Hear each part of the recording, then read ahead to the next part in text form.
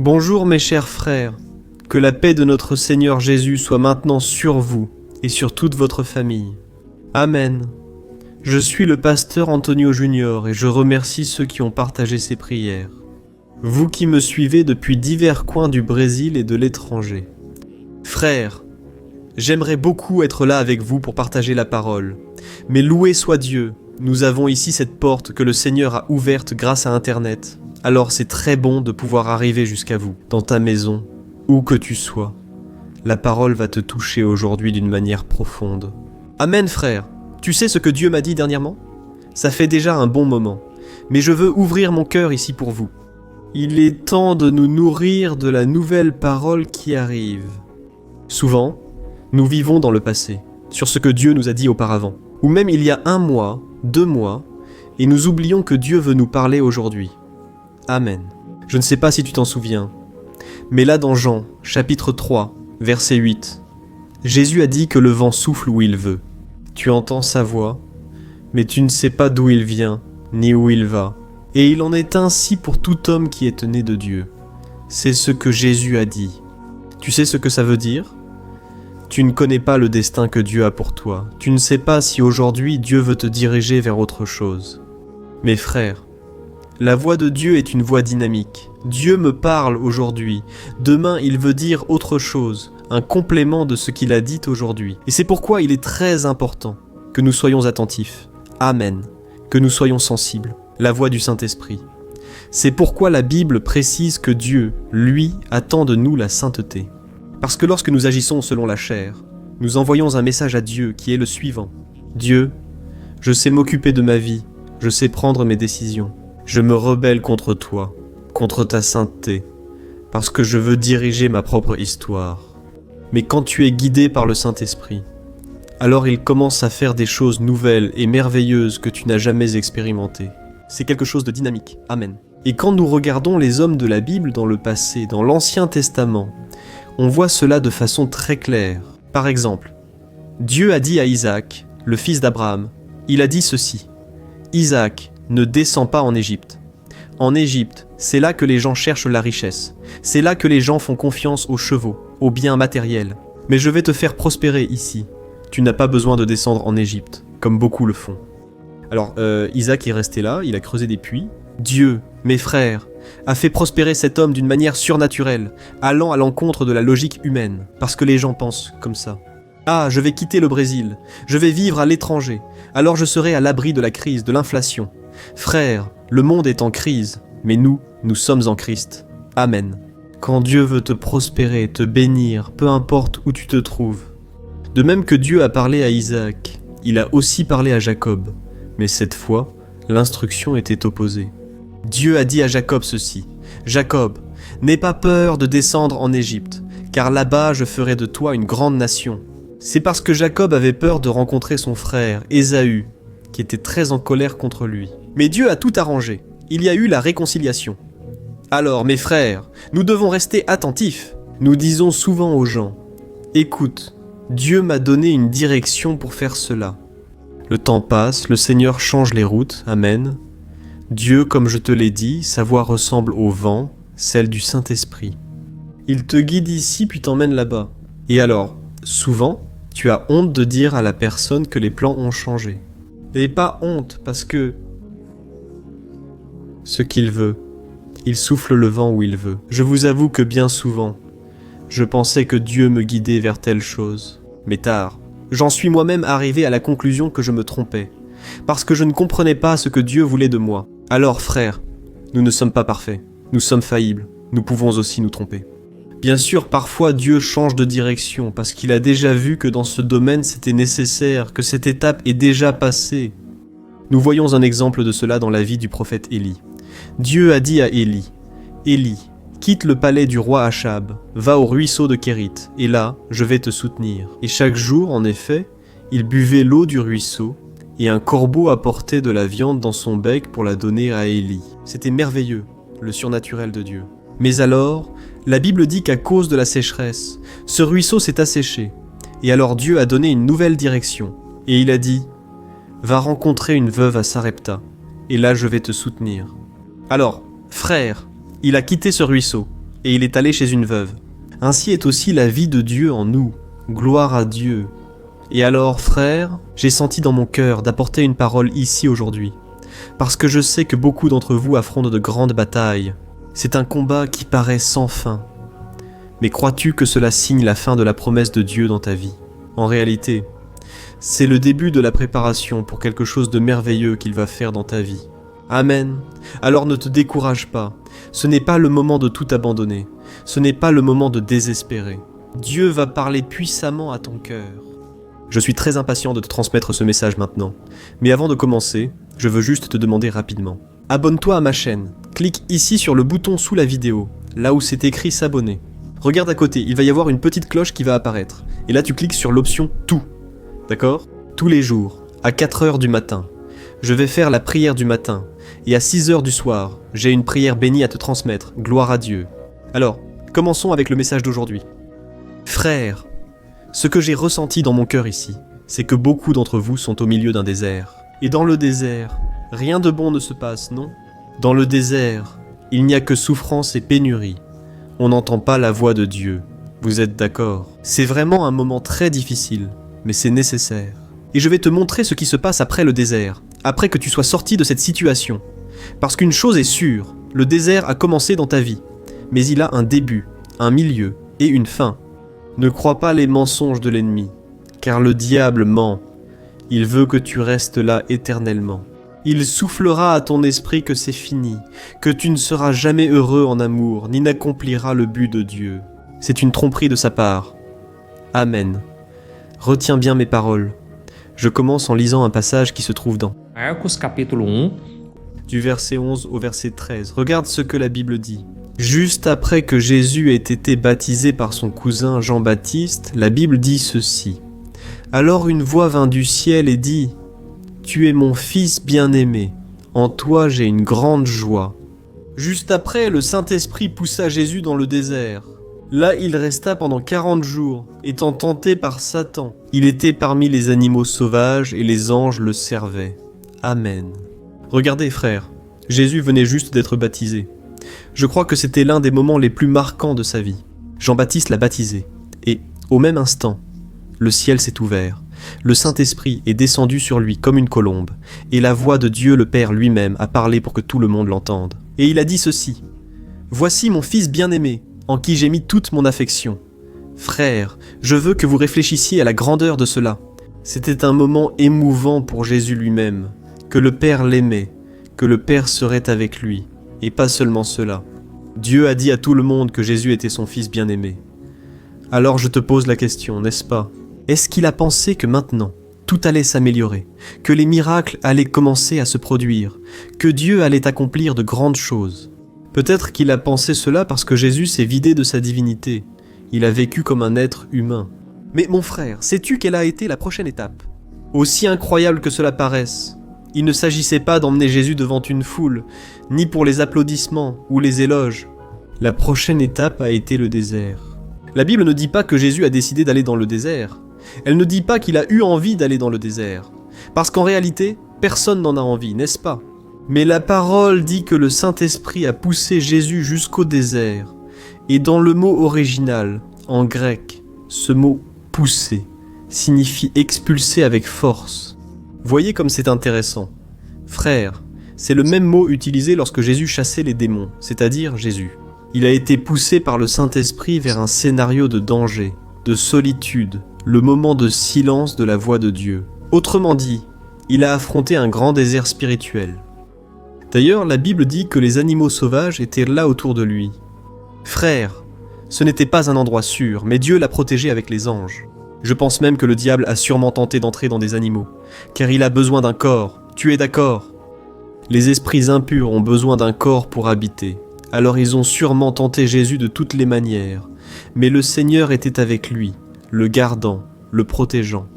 Mais je veux que tu comprennes que ceci va totalement à l'encontre de notre logique. Parce qu'on pense qu'après avoir reçu l'approbation de Dieu, vient le confort, vient la victoire, qu'après une promesse, vient le calme. Frère, le modèle de Dieu est différent. Je me rappelle une fois où Dieu m'a parlé. J'atteindrai des foules, Des gens en dehors du Brésil m'écouteraient, frère, je pensais comme ça, gloire à Dieu. Maintenant tout va s'améliorer, tout va bien se passer, je ne sais pas comment cela va arriver, mais je sais que la victoire viendra. Frère, je suis resté 1 an. Frère, une année entière à traverser un désert que je pensais ne jamais finir. Je regardais autour de moi. Frère, sans voir d'issue ni de porte ouverte. Tout empirait, tout allait de travers, jusqu'à ce que le moment arrive où Dieu m'a sorti de ce désert. C'est-à-dire, j'étais prêt, j'étais préparé pour le nouveau pas qu'il aurait dans ma vie. De la même manière, je sais que beaucoup d'entre vous m'écoutent d'ici, et vous vous trouvez acculés, littéralement, très souvent. Parce que très souvent, vous n'arrivez même pas à sortir de chez vous. Vous êtes tellement mal, tellement affaibli. Les gens vous jugent, les gens essaient de même de vous aider. Mais vous n'arrivez pas à sortir de cette situation. Oh mes frères, il est temps pour nous de chercher Dieu. Il est temps pour nous de méditer sur sa parole. Parce que c'est à ce moment-là que le Seigneur peut nous parler à tout moment. Frères, Jésus était au milieu du désert, et c'est à ce moment-là qu'il a traversé les pires moments. Mais, en même temps, je crois que c'est là que le Père forgeait son caractère. Le Père était en train de façonner son Fils pour qu'il devienne plus obéissant, afin qu'il ne tombe jamais dans les tentations qui allaient bientôt arriver. Alors, de la même manière, Dieu est en train de traiter avec. Et ce qui est intéressant, c'est qu'il affirme d'abord son identité. D'abord, il montre que tu es son Fils, que tu es aimé de lui, et ensuite il te permet de passer par le feu. Mais je veux que tu saches que ces paroles ne tombent pas à terre. Tout ce qu'il a dit à ton sujet. Il n'a douté à aucun moment. Il n'est pas revenu en arrière. Il n'a pas menti. Dieu, il a parlé. Et c'est dit. Point final, d'accord. Mais sais-tu ce qui s'est passé après dans le désert? La première proposition faite à Jésus était qu'il transforme des pierres en pain. Et là, dans Matthieu, chapitre 4, verset 3, il a commencé en disant ceci. « Si tu es le Fils de Dieu, ordonne que ces pierres deviennent des pains. » Tu as compris la stratégie? Ici, l'ennemi va toujours semer le doute précisément sur ce que Dieu vient de te dire, mon frère. Si Dieu a dit que tu es aimé, le diable va essayer de te faire sentir rejeté. Il va dire que tu n'as pas le pardon, que tu ne seras jamais accepté par Dieu. Si Dieu a dit que tu es pardonné, l'ennemi va essayer de faire ressurgir ton passé, les fautes que tu as eues. Vous savez, frère, je parle avec beaucoup de personnes. Et je remarque que, dans le domaine sexuel, beaucoup de femmes, beaucoup d'hommes se sentent sales, même après avoir été lavés par le sang de Jésus, même après avoir été pardonnés. Les souvenirs du passé refont surface, alors ils pensent que c'est Dieu lui-même qui les ramène à leur mémoire pour les accuser, pour leur montrer qu'ils ne sont pas encore libérés. Mes frères, l'ennemi est menteur. Ne croyez pas à vos souvenirs, ne croyez pas à vos sentiments. Vivez par la foi. Amen. Quand il viendra, ces pensées, ces rêves érotiques, souvent ces mauvaises choses, ces vestiges du passé, réprimandez-les simplement au nom de Jésus et déclarez pour que tout le monde spirituel entende. Dites ainsi, « Je suis aimé de Dieu, je suis lavé et racheté par le sang de l'agneau. Jésus m'a pardonné, il m'a sauvé. » Commence à déclarer ces paroles positives sur toi-même. Amen. Et la Bible dit donc que si tu résistes au diable, il fuira loin de toi. Gloire à Dieu. Alors, frère, ce désert que vous traversez n'est pas un accident de parcours. Ce n'est pas par hasard. Ce n'est pas parce que tu as échoué. Ce n'est rien de tout cela. C'est Dieu qui permet que tu affrontes cette fournaise ardente, pour qu'il travaille ta foi, ton caractère, pour qu'il te façonne afin que tu sois à la ressemblance du Seigneur Jésus. Amen. Et peut-être que tu es en train de te demander, mais pasteur, parce que dès que j'ai décidé de me tenir ferme avec Dieu, j'ai reçu une parole. Tout empire. Pasteur, ce n'est pas possible que ça m'arrive. Pasteur, il n'y a pas d'argent. J'arrive à la maison. Il n'y a pas de paix. Souvent, je dis ce que je ne devrais pas et perds mon self-control. Ô pasteur, aidez-moi s'il vous plaît. Irmãos, como eu disse para vocês, Ça arrive à nous tous, mais c'est un test. Tu comprends? Dieu est en train de te tester. Dieu est en train de t'éprouver. Et même si tu as échoué, même si tu as été infidèle envers Dieu, même si tu es tombé dans la tentation, il est temps pour toi de te relever. Amen. Le Seigneur ne va pas te juger. Il ne va pas te jeter des pierres. Il veut seulement que tu prennes aujourd'hui la décision de ne pas accepter de rester pour toujours dans ce désert. Dieu, il veut t'approuver. Amen. J'ai l'habitude de dire que le diable nous tente parce qu'il veut nous voir tomber. Mais Dieu nous met à l'épreuve pour nous voir approuver. alors Dieu, il compte sur toi. Tout le ciel se met en mouvement pour nous voir vaincre. Alléluia. Et je veux lire la suite ici de ce que la parole dit là dans Luc, chapitre 4, du verset 13 au verset 15. Il est écrit ceci. Quand le diable eut fini de tenter Jésus, il le laissa jusqu'à une prochaine occasion. Alors Jésus retourna pour garantir avec nous, chapitre 2. Jésus a été jeune, alléluia, il est jeune. E todos o elogiam. Il est entré dans le désert. C'était un cabinet de consultation. Zankara chapitre, un diaporama, le Saint-Esprit au-dessus du décor biblique.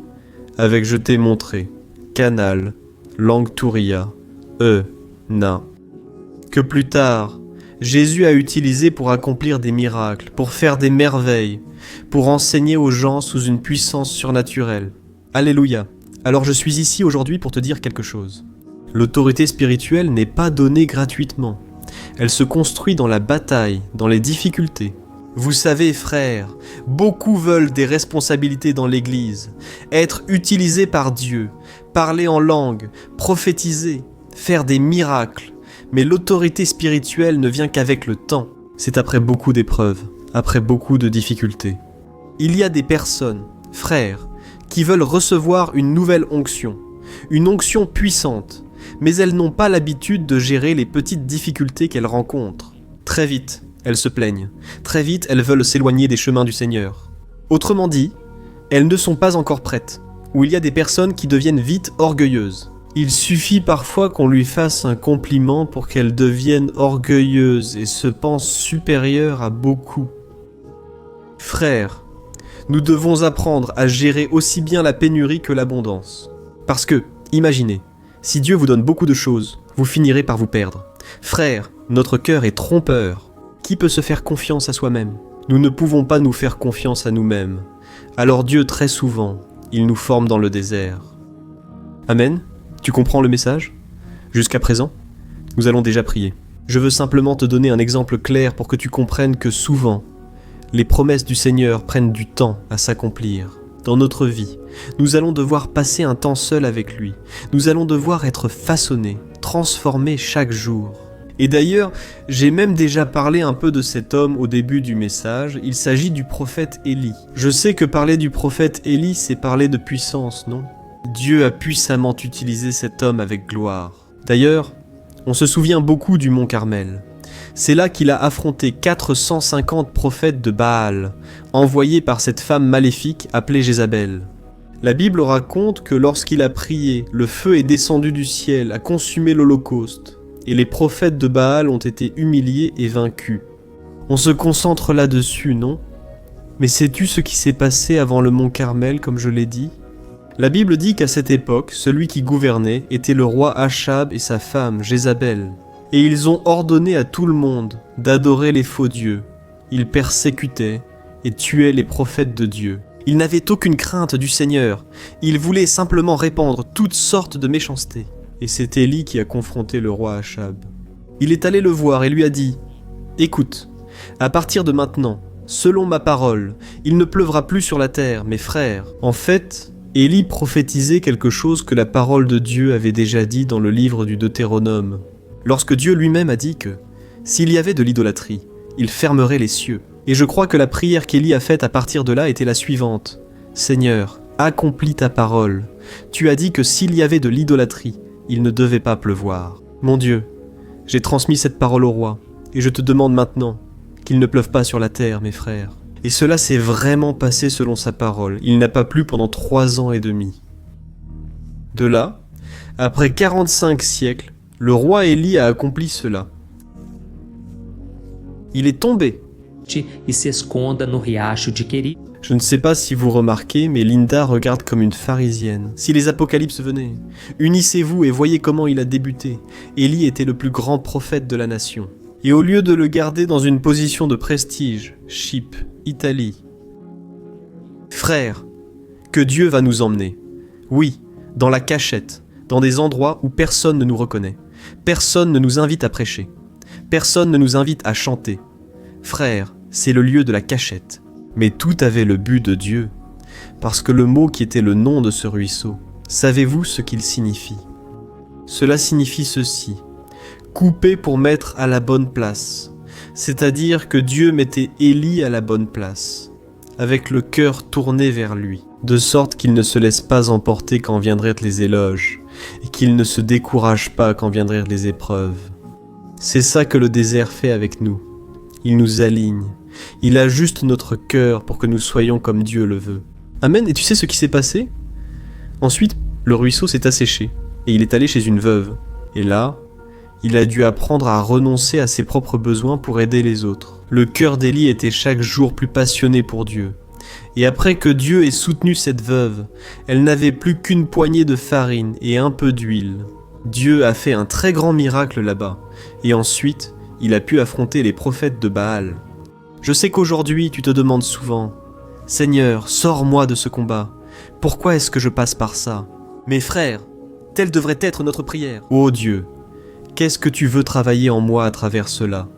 Qu'est-ce que tu veux enlever de moi ?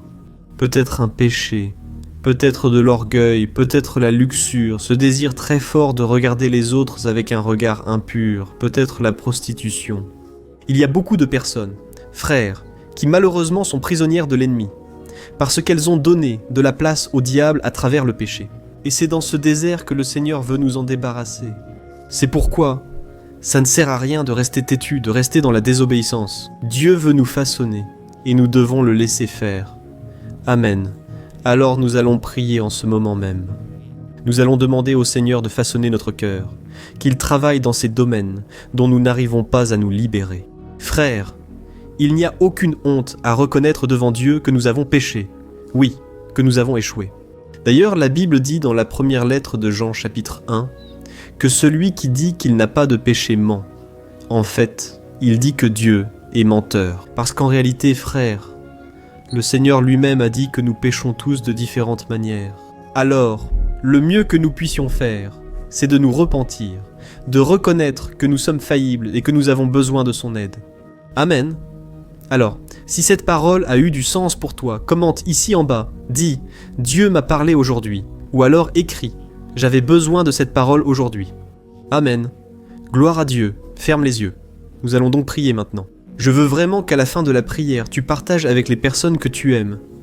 Si ces personnes entendent la prière, elles sauront que, du fait que tu leur as envoyé, c'est parce que tu aimes beaucoup ces personnes et que tu veux leur bien. Alors, n'oublie pas de partager et prions en ce moment même, au nom de Jésus. Seigneur, mon Dieu et mon Père, nous voulons te remercier, mon Père, pour cette parole. Merci pour cette nourriture spirituelle, merci pour la manne quotidienne. Père, ta parole dit que la manne ne servait que pour ce jour-là. Si on la gardait, elle pourrissait, et on ne pouvait pas non plus en ramasser pour les jours suivants. Ô Père, de la même manière, ta parole doit être renouvelée dans notre cœur. Merci, parce qu'à travers elle, le Seigneur nous a renouvelés, le Seigneur nous a fortifiés. Je te remercie, Seigneur, pour les épreuves que nous traversons. Cela t'était si douloureux, Seigneur, mais tu contrôles tout. Tu fais en sorte que toute chose concourt à notre bien. Ô Dieu, nous te demandons ici, Père, fortifie-nous. Ô Dieu, nous avons besoin de nous tourner vers tes promesses, vers ce que tu as dit à notre sujet. Nous te demandons pardon, Seigneur, pour toutes les fois où nous avons murmuré dans le désert, toutes les fois où nous avons pensé que tu nous avais abandonnés, dans la lutte, pour toutes les fois où nous avons cherché notre satisfaction dans le péché. Combien de personnes, mon Père, aujourd'hui sont en manque, n'arrivent pas à vivre le temps du célibat, et finissent par se trouver un petit ami, finissent par sortir avec quelqu'un juste pour satisfaire leur chair. Ô Dieu, libère cette jeune fille, Seigneur, aide-la à vivre dans la sainteté, à attendre son mari, son époux, qui un jour viendra de la même manière. Ce jeune homme, libère-le, Seigneur. Ne le laisse pas rester dans ce péché de luxure, que tu puisses sanctifier ton peuple, mon Dieu. Je sais aussi qu'il y a des adultes ici, Père, qui traversent de grandes difficultés dans tous les domaines, mais surtout dans le domaine sentimental. Seigneur, c'est un combat si silencieux que personne ne le remarque, mais il a lieu tous les jours. Et Seigneur, vois-tu les larmes que nous versons dans la chambre quand personne ne regarde ? C'est pourquoi je te demande, Dieu, viens à notre secours, ô Père, aide-nous à vaincre le mal, les tentations, aide-nous à garder la foi en ces jours si difficiles et troublés. Père, nous déclarons que le dernier mot n'appartient pas à cette circonstance que nous voyons, ni au diagnostic médical, ni à la crise financière. Le dernier mot est à toi, Seigneur. Je crie, mon Père, pour que ton Saint-Esprit, le même Esprit qui a conduit Jésus au désert, soit le même Saint-Esprit qui l'a rempli de puissance. Que cet Esprit puisse nous toucher, maintenant. Remplis-nous, Seigneur, de ta paix, de ta sagesse, afin que nous ne tombions pas dans la même erreur, dans le même péché. Père, pourquoi tant de gens aujourd'hui se mettent en colère, sont insatisfaits et finissent par jurer, bien qu'ils sachent que ce n'est pas bien? Combien finissent par maltraiter leurs parents? Et c'est un péché qui blesse ton cœur. Seigneur, la Bible dit que nous devons honorer notre Père et notre Mère pour prolonger nos jours sur terre. Seigneur, restaure mon Père, notre état émotionnel. Brise mon Père les chaînes de la dépression, de l'anxiété, du syndrome de panique. Seigneur, que ta paix, qui dépasse toute compréhension, inonde le cœur de cet homme, de cette femme. Je prie aussi, mon Dieu, pour la famille de cette personne et la restauration des mariages en crise, mon Père. Cet amour, ce respect qui se perd chaque jour, Dieu ne laisse pas notre maison être atteinte. Père, beaucoup tomberont à notre gauche, à notre droite, mais nous ne serons pas ébranlés. Je crois, mon Père, que tu as des promesses pour nous. Je crois que tu as déjà fait des merveilles dans notre vie, mais tu vas en faire beaucoup plus. Et c'est pourquoi je te demande maintenant, Père, que tu renouvelles notre foi et notre espérance. Alléluia, ô mon cher, ma chère, je veux te dire que tu es très spécial et pour Dieu. Et je veux t'inviter maintenant à faire une prière intime et personnelle, que tu puisses ouvrir ton cœur à Jésus. Maintenant, je ne t'invite pas à venir dans mon église, je t'invite à avoir une relation avec Dieu, le Père, à travers son Fils Jésus. Mais pour cela, tu dois te repentir de tes péchés. Tu dois croire avec ton cœur et confesser avec ta bouche que Jésus est le Seigneur, et alors, tu seras sauvé. Amen. Alors, répète ces paroles avec moi, mais fais-le de tout ton cœur, et le Seigneur Estará ouvindo e ele vai agir en ta faveur. À partir de maintenant, Amen, dis ceci. Ô Seigneur Jésus, je reconnais que je suis pécheur, et je me repens profondément. Jésus, de tous mes péchés. Je reconnais que sans toi je ne suis rien. Je reconnais aussi que je ne peux pas vivre sans ta présence. C'est pourquoi, Jésus, je remets mon cœur à toi, je remets mon avenir, ma vie sur ton autel. Jésus, c'est le désordre. Ma vie est agitée aujourd'hui, mais je te demande d'apaiser la tempête dans mon cœur. Donne-moi ta paix, Jésus, restaure ma famille, et surtout, accorde-moi le salut éternel. Jésus, je veux habiter avec toi pour le reste de ma vie, mais surtout dans la vie éternelle avec le Seigneur. C'est pourquoi je te demande d'écrire mon nom dans le livre de la vie et de me donner ta paix. Libère-moi, Jésus, c'est ce que je te demande en ton nom. Amen, gloire à Dieu, ô mon Père, je place devant toi la vie de cette personne. Cette personne a prié de tout son cœur, Seigneur, elle a prié, Père, et elle t'a remis sa vie. Je te demande maintenant, Seigneur, que ton Saint-Esprit vienne habiter dans son cœur et qu'elle ne regarde plus jamais en arrière. Qu'elle devienne un disciple et une disciple à toi, Seigneur. Qu'elle puisse te chercher chaque jour et que toi, Père, tu puisses accomplir des merveilles. Restaure, guéris et libère et mets, mon Père, des personnes de foi sur son chemin. Ô mon Dieu, enlève tout obstacle, toute œuvre de l'ennemi. Tout ce que le diable essaie d'utiliser pour éloigner cette personne de tes chemins, je le réprimande maintenant, au nom de Jésus. Sanctifie cette personne, mon Père, et aide-la à rester fidèle jusqu'à la fin. Qu'aucune frustration, qu'aucune peur, qu'aucun sentiment de défaite ou d'incapacité ne puisse atteindre le cœur de cette personne. Au nom de Jésus, c'est ainsi que je prie et que je te remercie. Amen, gloire à Dieu. Salut, je peux te demander quelque chose? Tu as déjà remarqué que souvent les choses ne marchent pas dans ta vie. Et là tu te sens perdu, frustré, et tu penses que tu ne seras jamais vraiment heureux. Il y a tellement de problèmes que tu affrontes. Des problèmes de couple, des problèmes familiaux, le manque d'argent et tant d'autres choses qui t'arrivent et qui te découragent beaucoup. Et ça affaiblit ta foi. Sais-tu pourquoi tout cela t'arrive ? Il y a une chose dont je suis sûr que tu as du mal. Et c'est exactement ce qui t'empêche de vivre une vie de paix, une vie d'harmonie et de prospérité. c'est que tu ne mets pas en pratique les principes de la parole de Dieu. Mais je sais que tu essaies. Mais on dirait qu'il y a quelque chose qui t'empêche de prier. Il y a quelque chose qui t'empêche de comprendre la parole. Et alors tu te sens perdu et frustré. C'est pourquoi je veux te dire quelque chose. Des milliers de personnes font déjà partie d'un mouvement que j'ai créé, appelé le voyage de la foi, et elles parviennent à grandir spirituellement. Elles améliorent leurs relations, et leur vie est devenue beaucoup plus heureuse et bénie. J'ai déjà traversé tout ce que vous vivez aujourd'hui, et je connais l'ampleur de votre douleur. Je me sentais aussi perdu, sachant que je devais prier et lire la Bible, mais je n'y arrivais pas, ce qui me frustrait totalement. Jusqu'à ce qu'après tant de luttes, j'ai découvert une façon de grandir dans ma marche avec Dieu. Et après avoir réussi à faire cela, ma vie a complètement changé, du tout au tout. La transformation a été si grande qu'aujourd'hui, je parviens à aider des milliers et des milliers de personnes chaque jour. C'est pourquoi je veux que tu prennes un engagement, d'abord envers toi-même et aussi envers Dieu, que tu vas suivre tout ce que je vais te dire dans cette vidéo, d'accord ? La première chose que tu dois faire, c'est prier et lire la Bible de la bonne manière, pour qu'elle entre dans ton cœur, qu'elle apporte le changement que tu désires tant et qu'elle transforme aussi ton comportement. Je sais que souvent tu ne sais pas comment agir, parce que ton cœur est très triste, affligé, angoissé et perdu. Je sais aussi que souvent tu es frustré parce que tu n'as pas la force d'aller de l'avant. J'ai aussi vécu comme ça pendant de nombreuses années, et je sais exactement ce que c'est. Jusqu'à ce que je commence à voir la parole de Dieu d'une manière simple et pratique. Et ce parcours a transformé ma vie à tel point qu'aujourd'hui je suis ici, aidant des milliers de personnes à trouver la paix, l'harmonie et la direction. Frère, je ne pouvais pas garder cela seulement pour moi. Je ne pouvais pas retenir cette connaissance. Et c'est pourquoi j'ai écrit 3 livres qui sont la base pour que vous appreniez cette façon simple et pratique de chercher Dieu et d'obtenir des résultats dans votre vie. Le premier livre est « Le moment avec Dieu ». Il va nourrir votre esprit d'une telle manière que vous allez ressentir un très grand désir de chercher Dieu.